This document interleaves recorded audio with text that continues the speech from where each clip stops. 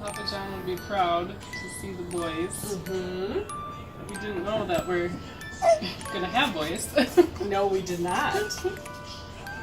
Baby Raymond was born first. Raymond John. And we didn't know that Hunter John was coming later in the day. So they're cousins, close cousins. Yes. So that'll be fun. It's fun to watch them grow up and get into trouble. Their you can already see their personalities. I think they're very competitive because anytime we get together, if he's eating a lot, then Hunter wants to eat a lot.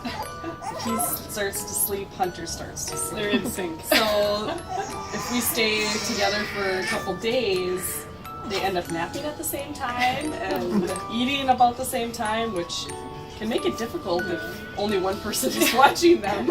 It'll be fun to watch them grow up. And we know that my dad, who cannot be with us, would be proud. Yes. And we know that Grandma Thea, as well as our other grandparents, their other grandparents are really proud of them and excited.